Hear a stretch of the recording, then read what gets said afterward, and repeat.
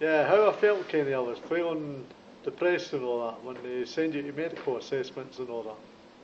That's how I feel.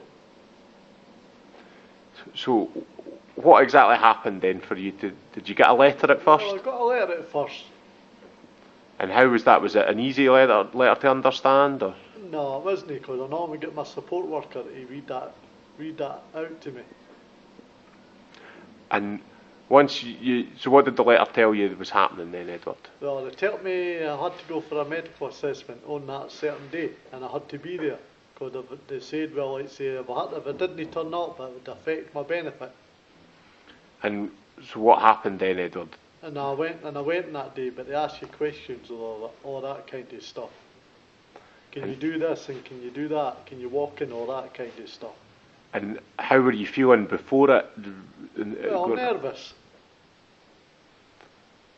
And then what happened after the assessment, Edward? What happened to you then? And then I went away, and what they normally do, Kenny, they send you a letter out saying if you're still going to be on your benefit. But that's what you're more scared of when you get the letter. But when you go to the place, it's not so bad. It's when you get the letter saying you've failed your medical and all that kind of stuff. So is that what happened to you, Edward? Yeah. And what happened next after that? I went to a tribunal last year, which I won my appeal. But how did I suppose that? And I went through Enable. That's who I went through. And so what happened in the lead up to? How were you feeling when you'd heard that you'd lost some of your benefits? I was feeling down because I feel it's the wrong decision to make on people on people, because they're making the wrong decisions. So did you feel that at the assessment they didn't get a chance? Was it that they didn't ask you the right questions, or what? Probably didn't ask me the right questions, because they keep asking me the same questions over and over again, but nothing changes. Still going to be the same questions they're going to be asking, and I'm just going to give them the same because nothing's changed. And do you know if there's going to be other changes coming up in the future? Well, there probably will, because it's going to be hard for people this year, with the changes with benefits and all that. And how's that making you feel? Well, probably a wee bit down, because you didn't ken what's going to be around the corner for you, and you want to know where and you don't know where you're going to be standing and all that. Okay, and that all you want to say just now? Well, I was going to say something else. I mean, people want to know where they stand when it comes to changes.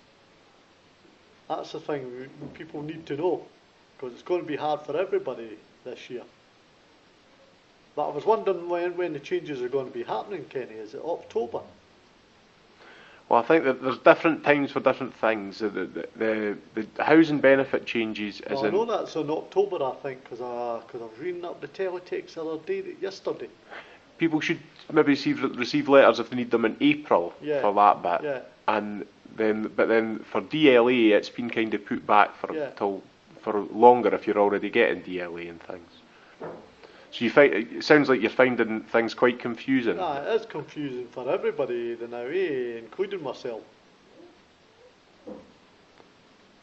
Because there's a lot of people who's going to feel it. And do you feel you've got lots of money just now? But I don't know if I'm going to be having loads of money when they start hanging me fiddling about the benefits, you see. So do you feel if they cut? I mean, do you feel would you be getting by okay if they cut your benefits? Well, I've been through that. I've been doing that road before, because I used to be on job seekers money, and that I was only living off £120 when I was on job seekers money, and that's not much. Is that every 2 weeks? Yeah, that was every 2 weeks, because you're scraping and no more, and you didn't know. And it sounds a lot, Kenny, but it's no. No, to me, it's no. I don't think it's a lot to anybody. It doesn't sound. It's £60 a week, isn't it? It is, aye.